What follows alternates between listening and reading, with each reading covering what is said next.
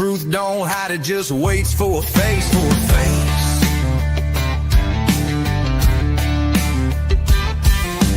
Big footprints in a pine-slick path, Bob Lazar files with a government laugh. Court dates lost in a sea of red tape. We ain't 10-4, we just stay awake. True crime tales in a borrowed voice. We speak for the silence, not by choice. Got boots on the dirt and eyes on the skies, digging up stories they hoped would die.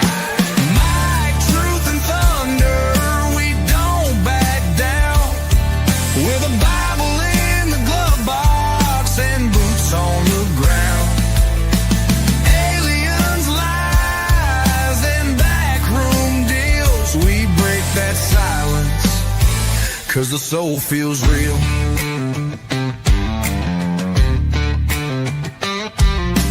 Military broadcast, midnight run, teaching vets how to speak what the war's done. From trigger pulls to microphone stands, from combat zones to healing hands. Public records, missing names, unsealed files, classified games. We chase what's buried, not what trends, and we pray for light at the truth's deep end. Might, truth, and thunder, we don't back down. With a Bible in the glove box and boots on the ground.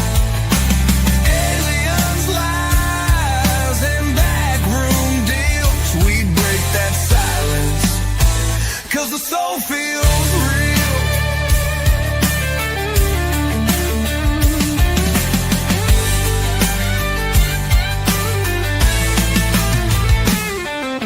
Some chase fame, we chase the facts. Some fold quick, we read the tracks. It ain't paranoia if it's always been there, and we ain't scared to lay it bare. Into the storm. We ain't perfect, but we were made for this form.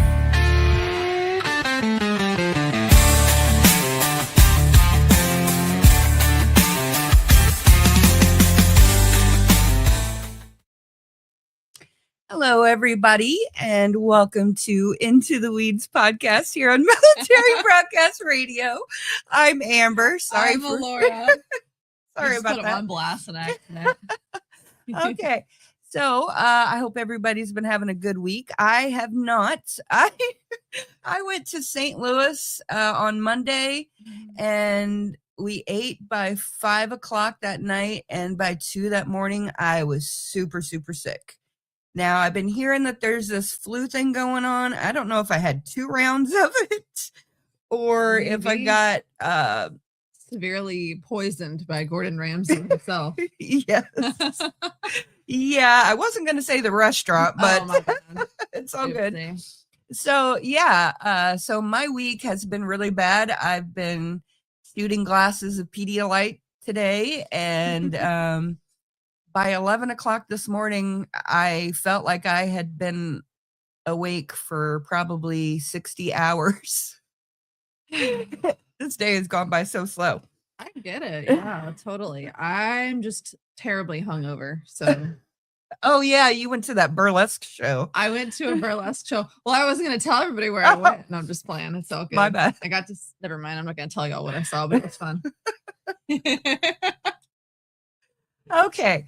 Well, today we have our guest, Zia Huck, who is a part of MBR, and he's been floating in there for, I want to say, about a year. I can't remember exactly, but he's just one of those guys that just kind of hangs around, and he's there, but you don't really know, everything about him because he seems to be an extremely interesting guy. And I've been wanting to bring him on, but I wasn't sure how to incorporate it, because sometimes I'm bad at incorporating things. So it's a learning process. Yes. Plus, we were pretty busy there for a couple months. So. Yeah, we really were. Things have slowed down a lot, though, around here. Yeah, and I know I've got a bunch of files to look through. I just haven't had the gumption or the energy to go through any of those files. None that haven't already been released. Plus, too much is already going on in general, and so we kind of step back a little bit. We'll talk about it when it's necessary, but I feel like all of us are kind of running out of things to say in the gypsy verse. We're running out of steam, not because there's not stuff to talk about. I mean, there's lots of stuff in those documents, but I don't feel like talking about what Ryan's doing or Gypsy shaking her ass in a video. Yeah, I don't really either care. Me either. Although I will say that too bad the Rolling Stone article was canceled because it was all about the dancing videos and the Gypstein files and stuff like that. Which is ridiculous that she is just redoing the videos and laughing about it and doing cameos for 16-year-olds. It's basically like she's playing in our face, like, hey, I was doing this before. I'm going to continue to do it. So, it sucks, but whatever. So, anyways, we're going to get back to the show at hand. And Zia is from Pakistan. Actually, let me pull up his biography real quick. Zia Huq is a U.S. Army veteran, entrepreneur, and fellow member of MBR, Military Broadcast Radio. He was born in Lahore, Pakistan, and immigrated to the United States as a child. He later joined the U.S. Army and served from 2000 to 2007 in military public affairs, including deployments to Afghanistan. And today he's the founder of the Black Hawk Broadcast Network and brings a really interesting perspective shaped by immigration, military service, and entrepreneurship. And he was also, I believe, running around with teams of news cameras and things like that, if I'm not mistaken. So we're going to bring Zia up now. The interview of the week is brought to you by Jersey Mike's, a sub above.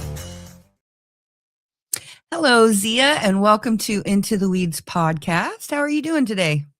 Doing good. Howdy from Texas. Yes. Hello. Yeah, you are in the Lone Star State, huh? That's right.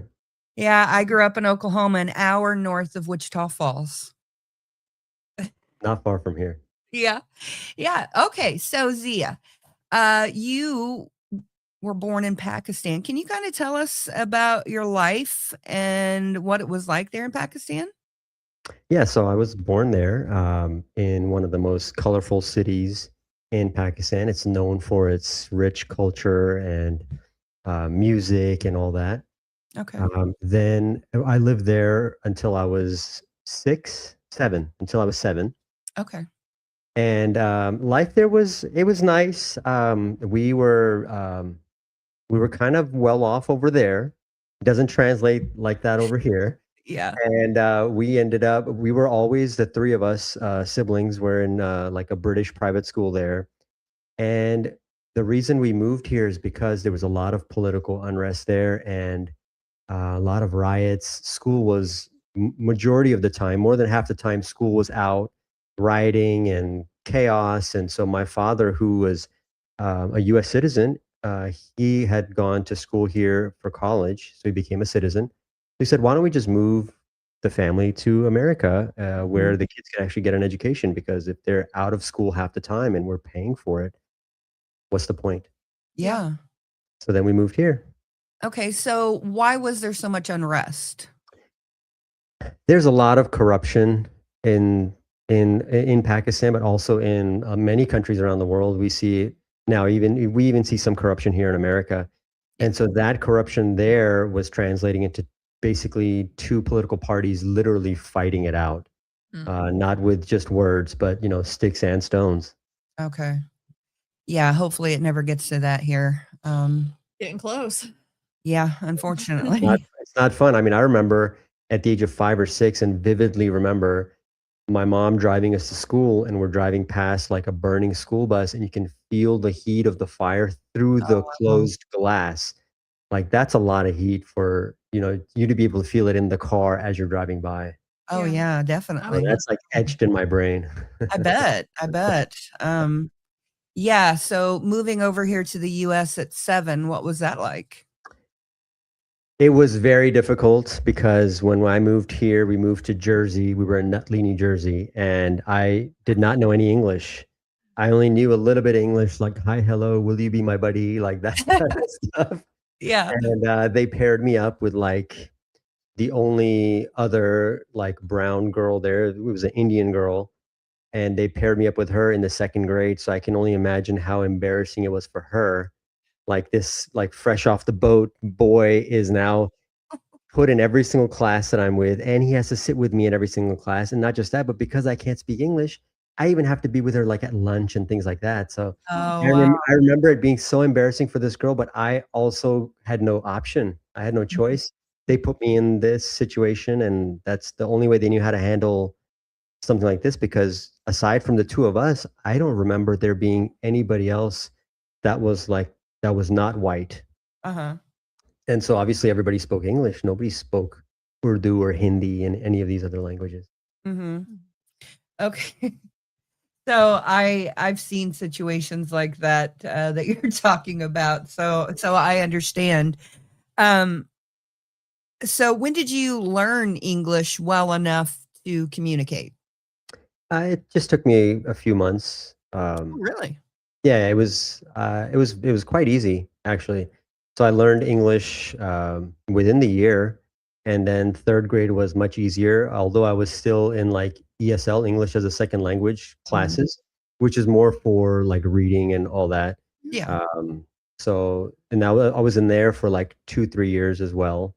Um, but you know, I mean, I did my job in the army was journalism, public affairs, media relations. So definitely, I did something right, I guess. You've I learned had enough. a gift of gab since you were a kid, right? That's right. Yeah. Okay. So let me get back to my notes. Okay. So joining the military. What inspired you to actually go into the US military, especially being from Pakistan? Yeah. Well, you know, I think my father always raised me that you should be prideful of where you come from, but ultimately you should have your allegiance to the land you live in. Mm. And so I'm extremely patriotic. I've always been this way. I mean, I love America. Obviously, America is a man-made product, so there are flaws. Yeah. But despite all the flaws, I wouldn't want to live in any other country in the world, even if I'm living on a beach in Puerto Rico, right? Yeah. Well, although that is America, but you know what I mean. I know what you mean. I know what you mean. Shout out to Bad Bunny. See, So, but I mean, yeah. So that's why I wanted to join the military because of patriotism, but also my uncle, he was a merchant marine in Pakistan. Another one of my uncles was in the army, and so they did teach me this like military patriotism, Mhm. but it wasn't like specific to one country or another. Just like you know, the camaraderie and the skills and training you get from being in the military. Mhm. So what does your recruiter situation look like? Because like me, I was beaten down the door to get in. Were you ready? I mean, were you doing it straight out of high school or? So it's a funny story. I actually did it after 1 year of college, and it was at Texas A&M. And Mhm. so, but at the time, I mean, I'll tell you the story and I'll tell you why. So I walk into the Marine office first because all the branches were right next to each other in the same shopping center. So I walk into the Marines first because I was like, oh, I want to go to the baddest you know, branch Yeah. there is. And so I walk in there and I'm standing there, I'm looking at their flyers. There's two Marines sitting at desks and they look up at me and they keep working. And I'm like, okay, they're busy. So I'm looking at these pamphlets and looking around the office. And still, I think minutes have gone by and not a single one of them acknowledged me, Yeah. Really? didn't say anything. So then I just put slowly after a few minutes, I put the pamphlet down and I walked out and I walked right into the Army office because that was my Yeah. like my list was like Marines first, then Army, then Air Force, and probably never Navy because I'm like I'm 6 feet tall and I'm gonna hit my head on like I don't know what they call it, a porthole or something like Yeah. when you're walking through. So I'm like, I'm not doing that. And I was like, I'm not sure if I'm claustrophobic, but I don't want to find out after I've signed a Right. contract. So I went to the Army. In the Army, Army guys did a mock ASVAB test. They did like a physical fitness test. It was like on the weekends they would get together and all the recruits would come out. Yeah. So I did all that. Then they took me to MEPS, here in Houston. And I took my ASVAB test, and then all of a sudden, like somebody in uniform comes in, they're like, "Hey, the commander wants to see you." And I'm like, "Oh my God. Like, did I already ruin something? Did I mess it up?" And so I go up all the way to this office that's like elegantly like wood ordained. It looked like an Oval Office basically to me, right at the age of, I think I was 20. Mm-hmm. And he's like, "Hey, I can't let you do the job that you want." And I'm like, "Why not?" He's like, "Listen, you almost scored like perfect score on your ASVAB test, and you want to be a truck driver, like 88 Mike in the Army." And he's like, "Why do you want to be 88 Mike?" I was like, "Because it's got the shortest schooling. So then I'll get out of there, and then I'll start doing like my bachelor's and this and that and all that." He goes, "Listen, you can't do that. You're going to be bored and you're going to leave. So here's some jobs that I want to recommend to you, and you let me know which one you want, and I'll give you whatever you want." So he's like, he said military intelligence, nuclear subtech, and Chinese linguist. So he's like, "What do you think about these?" And I said, "Well," I was like, "the nuclear subtech, like I want to have kids someday, so I don't need any special powers, so I don't want to do anything with nukes." Yeah. And I was like, "Chinese linguist, I'm not gonna learn the hardest language in the world. Like, I don't care how much you pay me, but definitely Army's not gonna pay me enough to learn Right. that." It would take 3 years, he said, for me to do a 3-year AIT. Forget that. Yeah. Then he's like, military intelligence. I was like, "No way, I'm not doing that. Like, I find out something you don't want me to know, and that's one less brown boy in the world." Right. Right? And I'm only 20, so I don't know what military intelligence is. Now looking back, I'm like, man, I should have done that. Yeah. 'Cause Right. I served with those guys in Afghanistan. Mhm. So then he said, "Listen, after talking with you, I think you would probably be perfect for public affairs." So I said, tell me about it." And he explained it to me, and I was like, that's what I want to do. And so I did public affairs, media relations, print journalism. That was my job. Awesome. Oh, Okay. So what was basic training like for you? Basic training I thought was very easy. I was 6 feet tall, 115 pounds. That's why, by the way, that's why the Marines didn't pick me. Yeah. Also, I forgot to mention that after I took my ASVAB, I got home and I hear a knocking on the door, and it was the 2 Marines that didn't say hi to me, and they were like, "Hey, we just got your ASVAB scores, and we want to offer you any job in the Marines." And I said, "I'm sorry, buddy. I'm all the way Army now. You guys missed your opportunity." Yep. they're gonna be assholes to you and not even pay attention. It's surprising because I know quite a few Marine recruiters and they're like very active. Like they take very active roles, at least where Yeah, but I if was you I they look anorexic. Like I yeah, was 6 feet tall, 115 pounds. Like I look back at my pictures and I'm like, was I on drugs? Like what was going on with me? Like I was just naturally skinny. That's all it was. yeah, and the Marines and the Air Force are notoriously hard to get in, like an actual, going in. I don't know. So- I know some Well- special characters. Yeah, I mean, Into the there's Marines. definitely Aren't all Marines special characters? I don't Yeah. have one normal friend that joined the Marines, that's for sure. No, you did disrespect. not. I still love them with my whole heart, but And they probably are the weirdest Marines I've ever met, or the that's ones for that I've damn sure. For damn sure, but that's okay. Yeah. So okay. So where did you go to basic at? Relax in Jackson. Oh, me too. When were you there?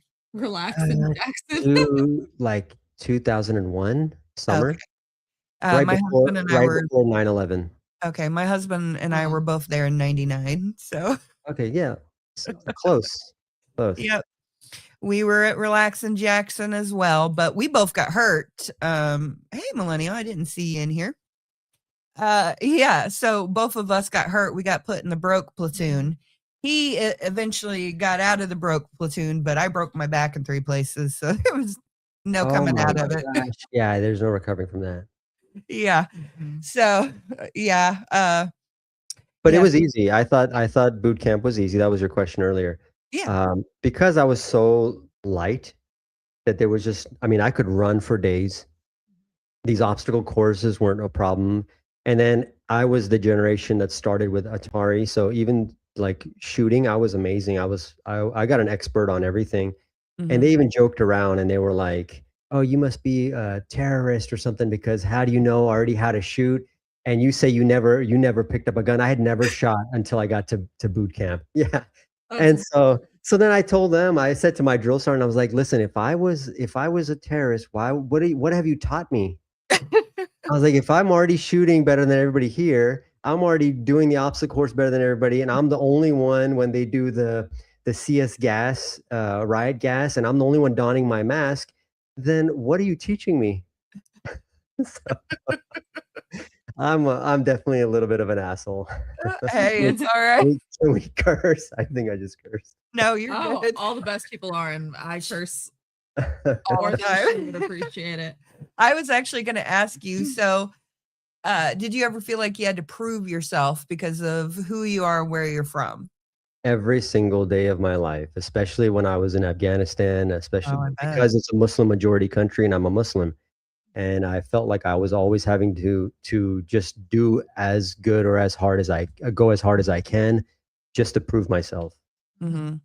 Yeah. Especially in that time period being in there. It was right before 9/11 and right after 9/11. And I mean, obviously I was like a baby. I was just a wee little child. But in retrospect, I can definitely see a lot of the racism and Islamophobia that was happening, especially at that time. And it's kind of unfortunately starting to rear its ugly head again in America.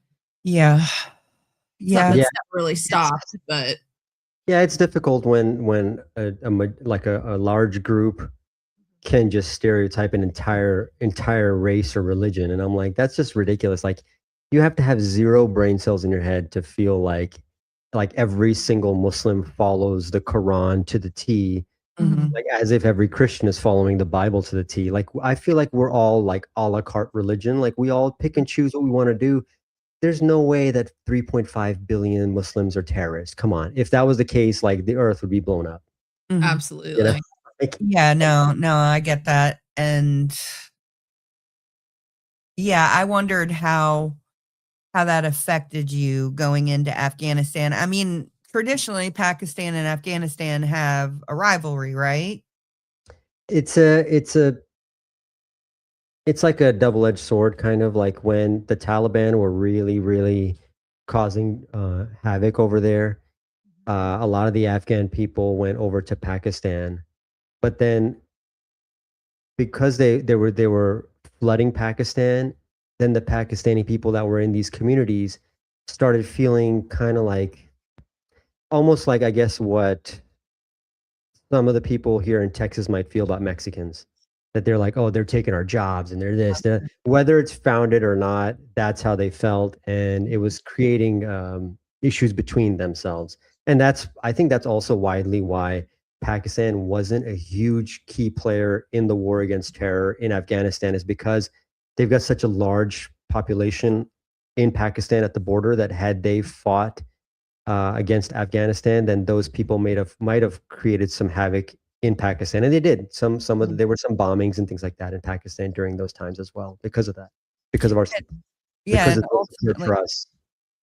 Yeah, and ultimately, Bin Laden was found in Pakistan, correct? That's right. Yeah, just a little bit past the border. Yeah. Mm-hmm. I think it was like Peshawar or something like that. Yeah.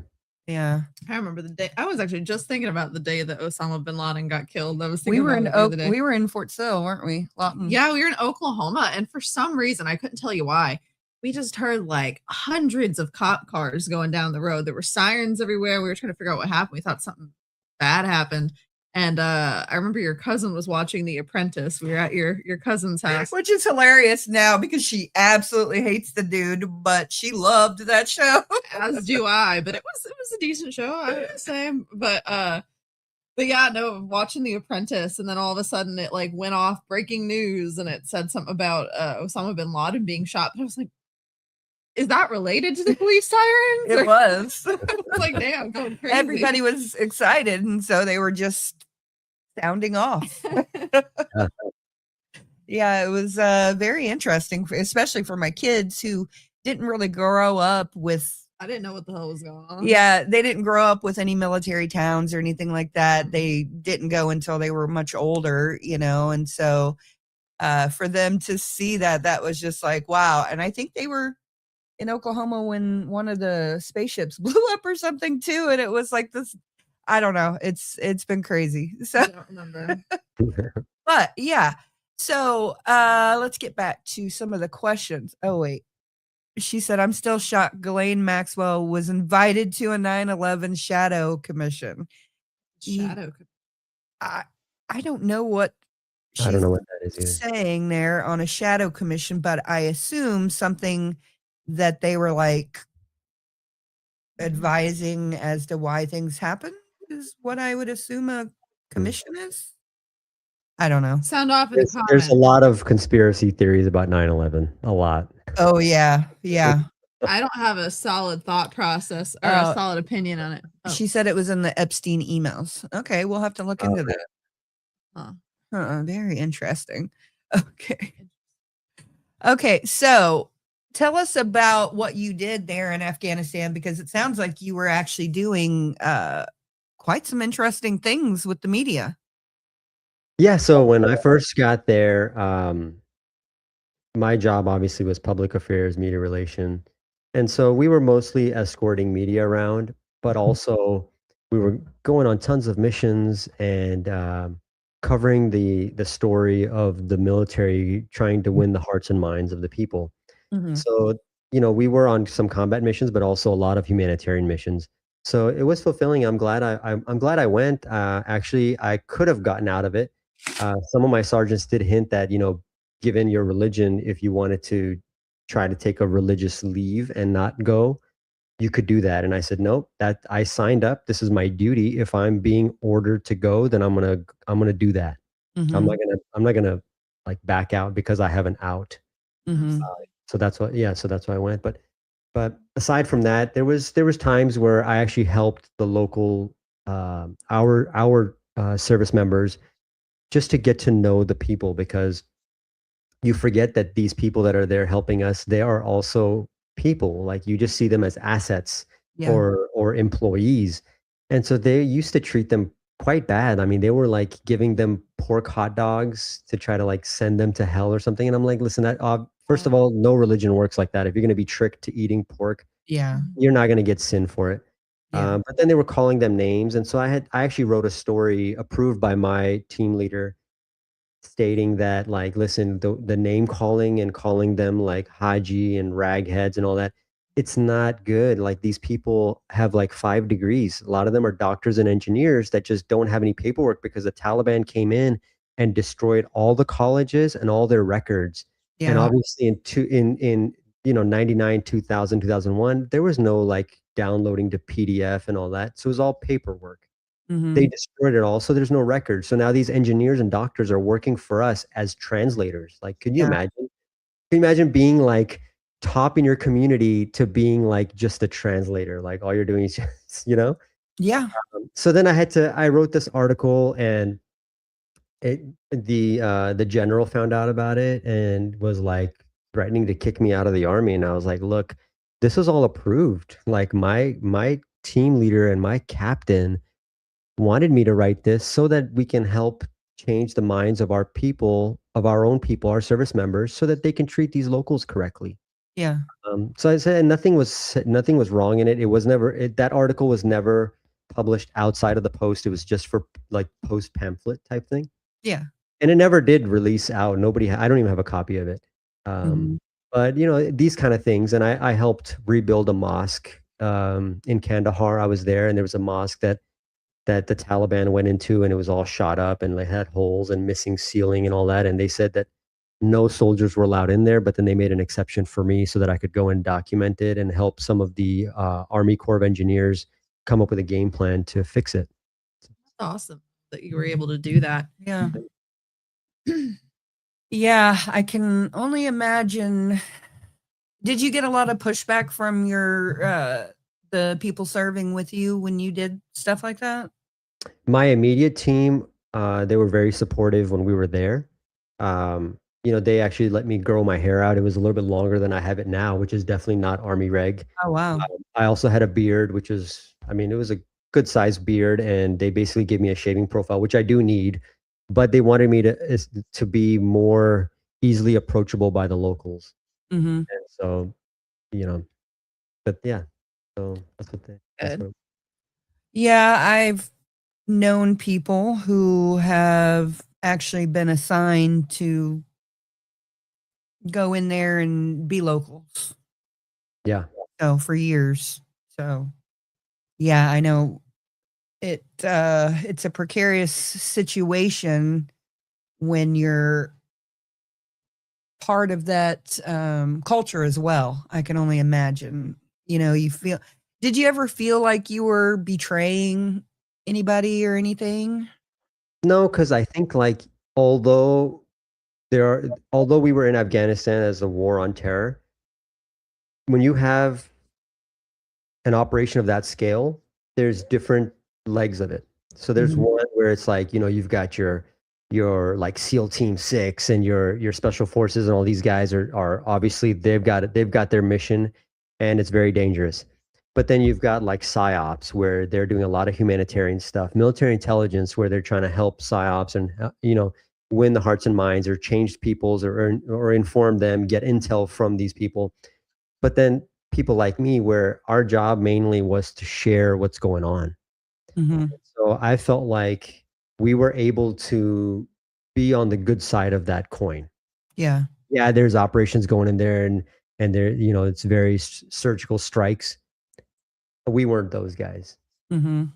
So, Okay, so since you are from a different culture originally, and you've also put yourself out there, what can you tell us about the world today that that general excuse me, that general area of the world today that a lot of people misunderstand? well, I mean, I'm going to start with saying that I absolutely love America, and it is the best country in the world by far, hands down. But the problem we have right now is that I feel like we're being misinformed a lot. Mhm. And the problem with that is that it creates turmoil within our country, but that's exactly what they want. They want turmoil because if we're fighting each other, then we're not fighting them. We're not realizing that they're pulling the wool over our eyes, and they're taking money out of our pockets. Mhm. And we keep referring to Iran as like a terrorist state. We keep referring to like Lebanon and Syria and all these countries as terrorist states. But how did they become that way? They didn't just like wake up and all of a sudden start like storming Galveston, Texas beaches, We were there, us going there and causing issues, or expecting them to live the way we live, or expecting them to operate the way we operate, is what caused them to fight back. Yeah. Like, I mean, in Iran 50 years ago, the British came in and they stole all the oil, and they basically gave 40% of the oil to the company that's now called BP. Could you imagine if a foreign country came to Texas and said 40% of your oil belongs to us for free? Like, Mhm. we would be up in arms. Yeah, I've always not liked the wars, and even though I decided to join the army myself and knew that that was a possibility, but then also I'm a woman, so, um, but it just seems like we're always going and destroying nations and then never having anything for our own people to.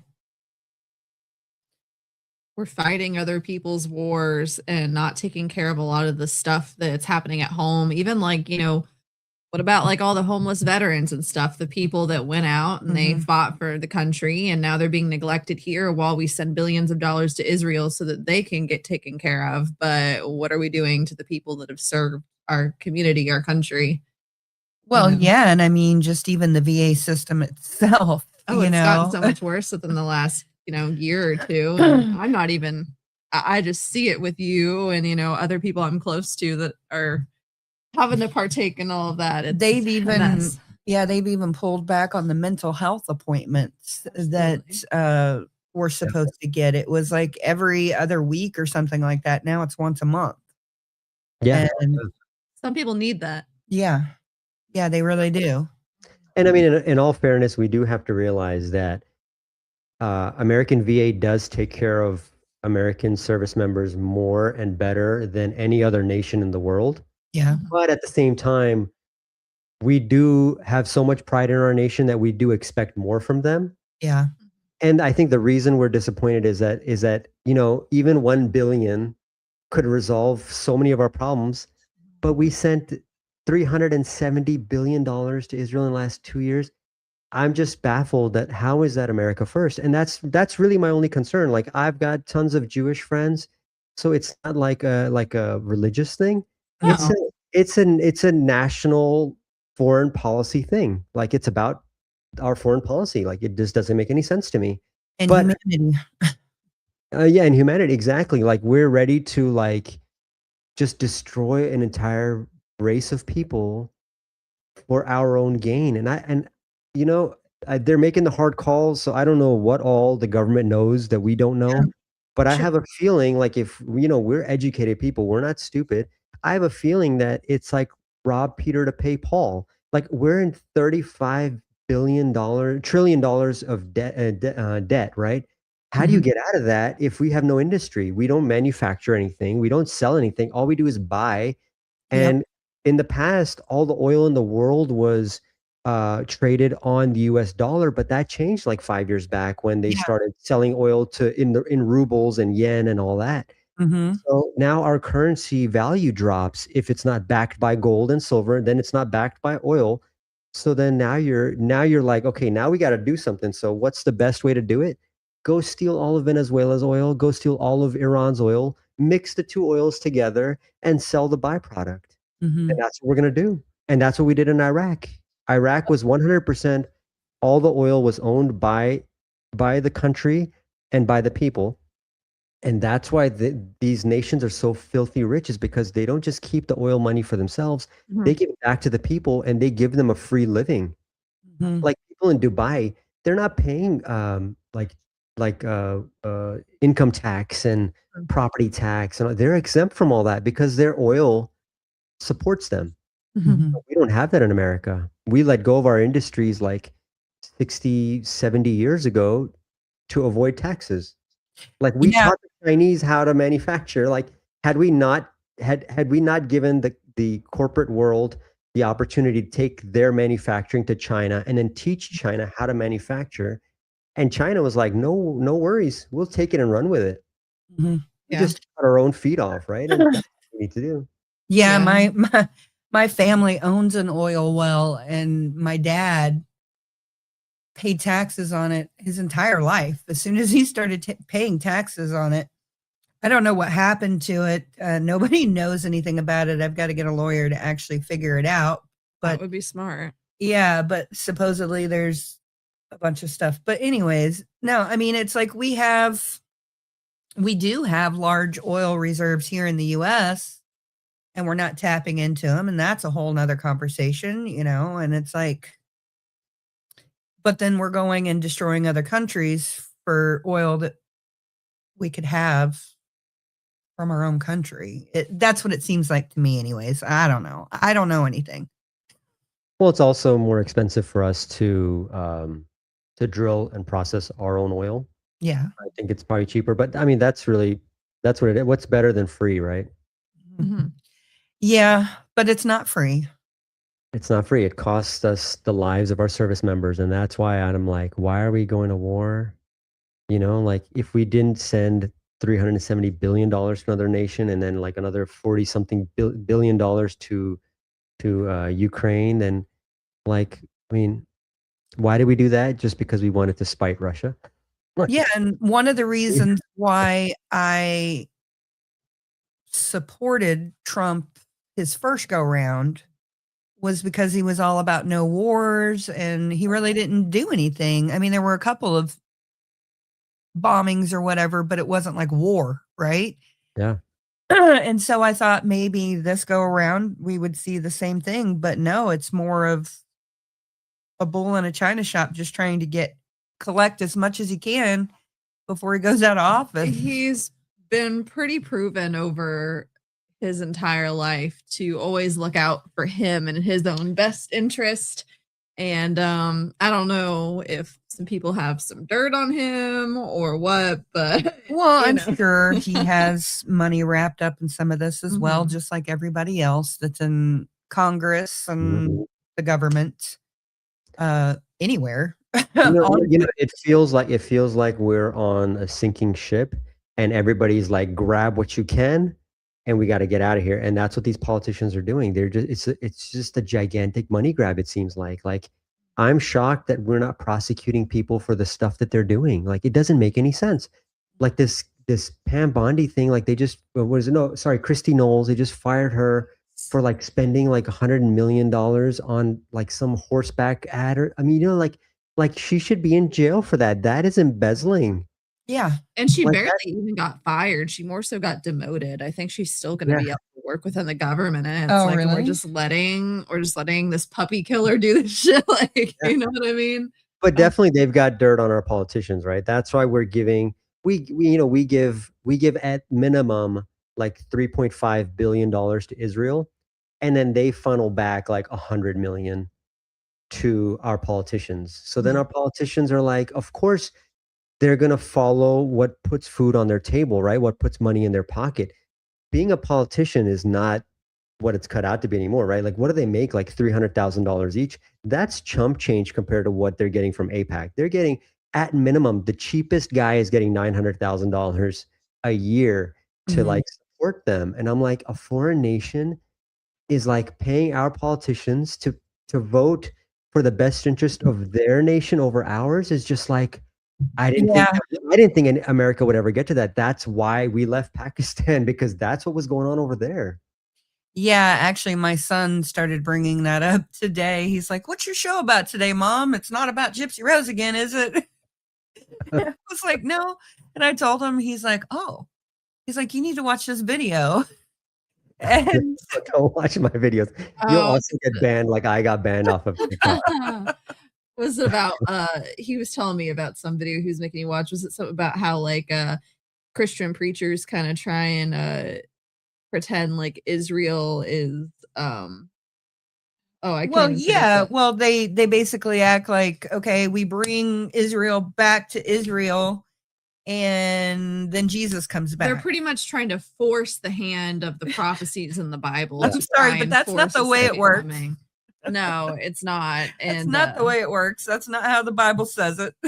yeah. Yeah, it's just it's mind-boggling to me that like they're like, hey, listen, the the crew that took out Jesus, that's who we're going to support now. I know, and that's what came to my head. I'm like, okay, But they Amber. pay them. No, but they pay them. I found a list of like all these churches in Texas that are receiving money from APAC or Israel, and they're flying these priests and pastors to Israel to like get them training. And I'm just like shocked. I'm like, how can you sell your people out? Like, how do you sell your entire church congregation out like that? Like, that's crazy. Like, you're going to hell. Like, your main job is to show people a path to heaven, and you're accepting money and bribes. Like, you're not going anywhere but hell. I'm sorry to tell you. No, and God is love. Straight up, Yeah. God is love. That's what the Bible Oh, says. I mean, Read the what's the Bible. what's the 10 commandments? Like, love thy neighbor. It doesn't say love thy neighbor only if your neighbor is exactly like you, same religion, same skin color, same everything. Love everyone as a whole. Like, As Jesus thyself. Jesus was known for that, right? Like, I mean, it's not common. I guess it is common knowledge now, but like, Jesus is the most mentioned prophet in the Quran. Yeah, So yeah, obviously you got to split up the Christians and the Muslims. You can't have them being friends. It's almost the same religion. Very minimal differences.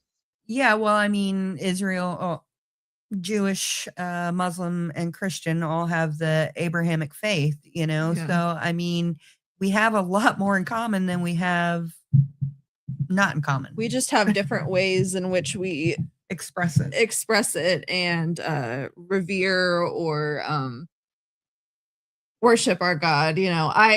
I'm not particularly religious, and it's mostly just because I've gotten a lot of the ick from a lot of Christians within the last several years. Not from my parents. I think they're very kind, very good people, but I mean, I don't think I have to explain to you the way that the world's working right now, but I definitely believe in the Abrahamic God, which is more of like an umbrella than anything else. Yeah, Yeah. it's definitely very arrogant of us to think that we're the only people in the entire universe that God created. Like God, there's like an infinite number of planets out there, but God was like, listen, I'm only gonna create this. But then even then, is God so stupid that he said, oh, out of all these people, only one group can go to heaven. So like, does that mean all the cavemen went to hell?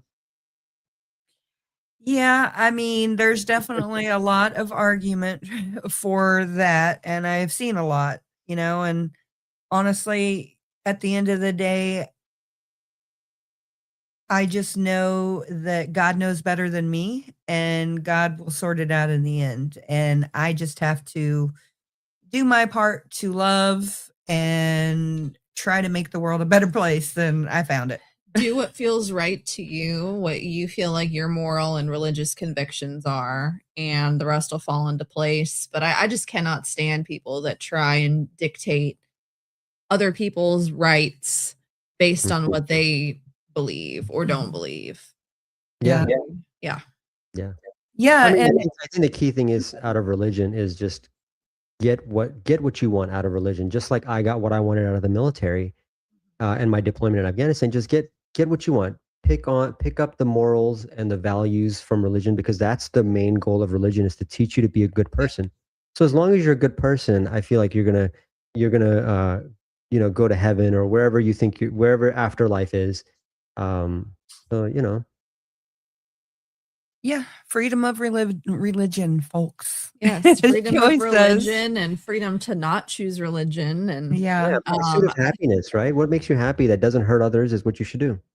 I think I'm very scared by the rise of Christian nationalism. Again, not the rise of just Christianity, because I agree with you. There's a lot of good things that you can pull from religion, a lot of moral teachings there. But, if we end up being like a religious state, where everything's Just dictated. like Iran. Yep, we're going to be no different. And, all it takes is one extremist to get into power to start deciding how things are going to go. And it's just as dangerous for, a Christian state potentially as it is for, an Islamic state or It any is. kind of other thing. Because again, Because I we wouldn't can want see all the anybody like extremists. Joel Olstein being like the moral compass for our freaking country. No. What's his face? Trump had dinner. He had Thanksgiving with Kenneth Copeland. He did? Yeah, I don't know if it was this year or the year before that. Yeah, like these are all psycho these are psycho people. I mean, you know what they say, too much of anything is bad. So if you've got too much religion, it's probably not good. Like Right. fundamentalists are extremists by nature. Like, is that who you want to be associated with? Extremists of any religion or culture or group? It's Yeah. crazy. Yeah, definitely not. Most definitely not. No. So, yeah, I mean, yeah, there's a lot of shadiness in everything. And you have to discern what's right for you and discern what's best practices. But this world is getting, I mean, it's been crazy, and every generation probably thinks this is, the time when the world is going to end, Imagine how they felt It during the feels that way. Holocaust. It definitely feels that way. Yeah, I can't even imagine how they felt during the Holocaust and World War II. I mean, I just can't even imagine. Well, we're seeing another genocide take place, but instead of the people that were being targeted last time, they're now being the perpetrators of the abuse. Not Jews in general, Yeah. just that. Just Yeah. that side. The nation, it's Mhm. Israel. It's a country. It's like it's a non-living thing. That's what's causing all these problems. Well, and that's the thing, and you brought it up earlier, Jesus, his main gripe was with, his own community. And then for us as Christians to then just latch on to everything Israel without any discernment or without any, checks and balances. I mean, it's just ridiculous. And it flies in the face of everything that we know. Man, I cannot stand Tucker Carlson, but I watched part of his interview with Mike Huckabee and also with Ted Cruz also. Yes. The way that they're just like, well, bless Israel and we'll be blessed, which actually I don't even think is verbatim in the Bible. I think it's a little different. It's more in the Old Testament. Which the Old Testament I don't think they were talking about the country created like in the last 30 or 50 years or whatever, I don't even think that Netanyahu is particularly religious. I was like listening to something someone was saying about him, and he's not even super religious, and his ancestry is from Poland. He's not even supposed to, or not. Well, his name isn't even Netanyahu. So really? That's not his real name. Benjamin Netanyahu is not his real name. It's like some Polish sounding name. He changed it to sound more Jewish so that he could like climb to power. Good gravy. Yeah. And these are the same people who let what's his name? Maxwell. Robert Maxwell be buried on the Mount of Olives. So yeah.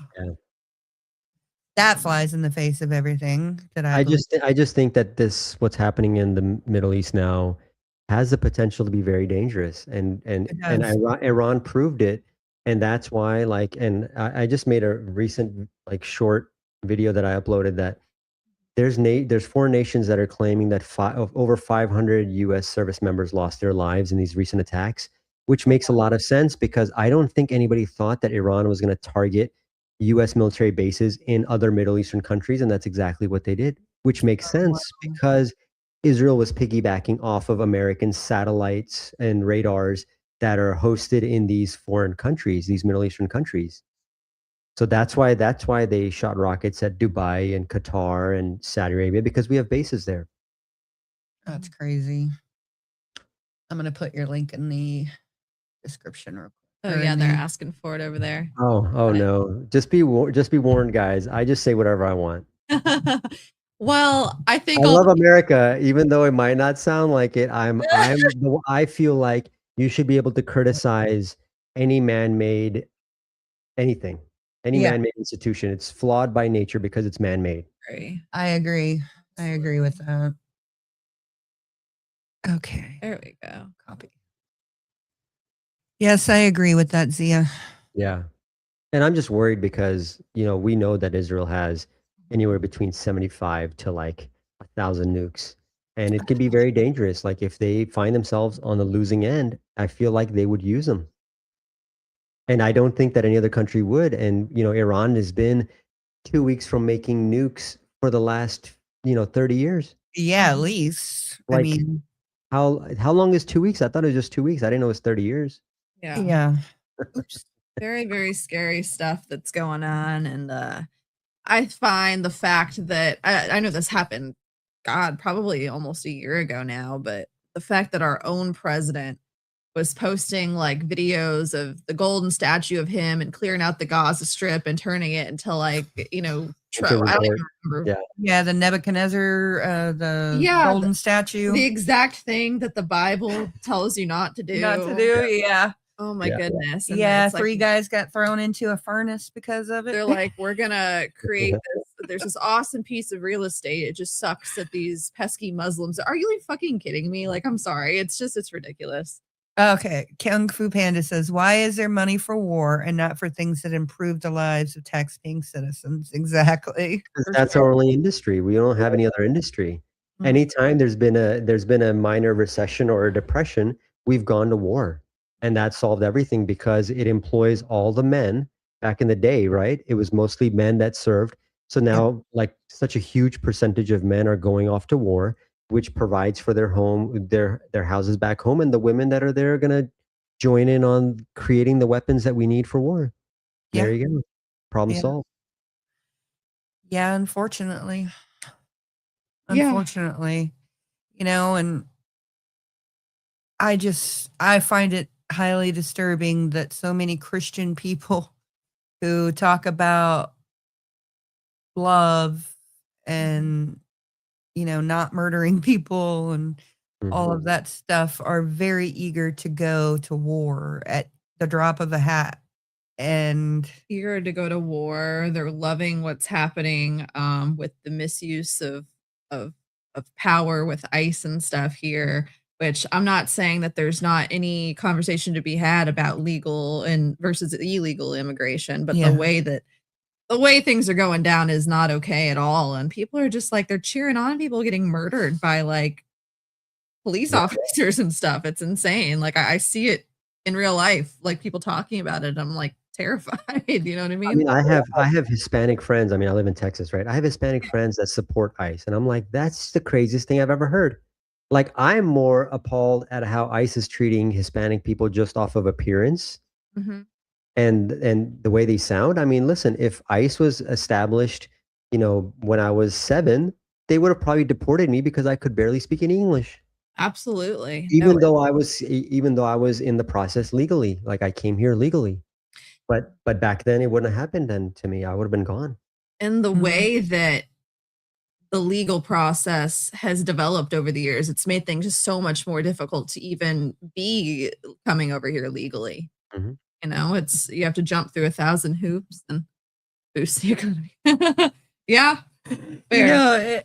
I'm not I used to be one party. I used to be a Republican, and I'm still registered as a Republican, but I haven't voted in the last few elections because my stuff got messed up when I moved.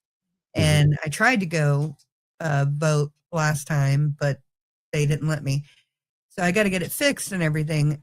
But I'm to the point now where I'm just going to probably put no party, which Means you unfortunately, can't vote in the yeah, which primaries. means I can't vote in the primaries. So it's like you're penalized if you're not part of one of the two parties. That Mhm. that frustrates me too. Yeah, whenever I first initially registered as a independent or something like that when I was like 18, and then I realized I couldn't vote in the primaries, and then I switched to one thing. Dad kind of he told me I should register as a Republican, and for some reason I did, and that completely goes against everything I now believe. But I switched it over like a year ago because it took me because I just never went in to like switch it, but then I switched it to Democrat because fuck that shit. So anyway.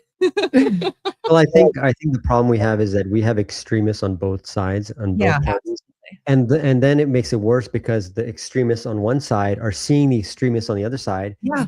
They don't realize that there's so many of us in the middle. Mhm. Like, Yeah. we're just tippy-toeing the line. Like, sometimes we're Republican, sometimes we're Democrat.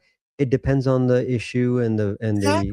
the topic and the concern, right? So, Yeah, and then so basically you have to be registered as one of them in order to even have a say, Mhm.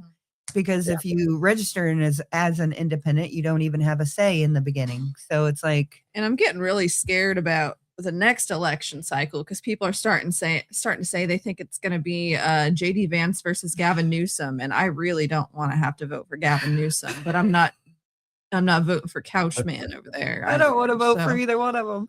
Well, my hand, my 5-year-old says that she wants to be president, so you can write her name in. Hey, I did. There we I go. wanted to too at one point No. when I was a kid. Yeah, I did. Oh, I thought you were going to talk about how you thought about writing in Teddy Ruxpin, Oh, yeah, I thought which about is writing in Teddy Ruxpin no once. better than when all those people voted for Harambe. I know, I I know, but it was my fuck you to the yeah, system. yeah. Yeah, all those fuck yous to the system is how we got Trump. So. I know. Okay, well, it's time to wind down. Zia has a busy life with a busy family. And we didn't even mention that Zia, upon complicating his life further, he decided to marry an Indian woman who's Hindu. Yeah, that's right. Our people should not get along, but you know what? I didn't choose love. Love chose me. Absolutely. Yeah, that's how it is. Mhm. And for that, I applaud you just for the fact that you are not shy. You're not going to run away from what's hard. Yeah, no, I mean, listen, I don't she could be of any religion, any country, and she could probably turn out to be a bad person. So why would I make that a factor in picking my life partner? Yeah. I would rather pick them off of their personality and friendliness and family values and all that stuff than, Well, you make pretty children. Thank you. Thank you so much. They go after her, so we got lucky. Well, thank you, Zia, for coming on and joining us. And thank you, everybody, for being here and supporting us in other content than just Gypsy Rose Blanchard. So I thank you very much for that. And I hope that everybody has a very blessed week and that you go out there and do something good to change the world for the better. Bye, everybody. Bye, everyone. Have a good night. Take care. Life is like a duck. Tough times don't last, but tough people do. Here at Military Broadcast Radio, we're teaming up with our friends at Die Tired, the veteran-friendly music band spreading strength, resilience, and mental health awareness one shirt at a time. And check this out. Their brand new shirts feature broadcast beaker right on the breast pocket. A reminder that you can weather the storm, and you're never alone. Shirts are only $25, and proceeds support giving veterans a voice. MBR's mission to teach veterans how to podcast and videocast. Because when our vets are talking, they're not overthinking. They're not second-guessing. Together, we stop the 22 stigma. Grab your shirt today at mbradio.us and hit the shop. Or go directly to toramerch.printavo.com/merch/dietiredband. That's toramerch.printavo.com/merch/dietiredband. Suit up, stand strong. Remember, we're unduckable together. You're built tougher than the storm. Ladies and gentlemen, thank you for tuning in to Military Broadcast Radio. As we wrap up today's show, we want to remind you that the podcast of today's episode will be available right after we go off the air.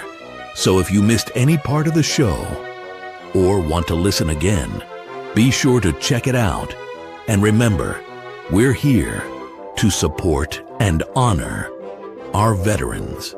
Your stories and experiences matter, and we are committed to giving you a platform to share them. That's right. We're here to give our veterans a voice. So don't forget to catch the podcast and stay connected with us. Giving our veterans a voice.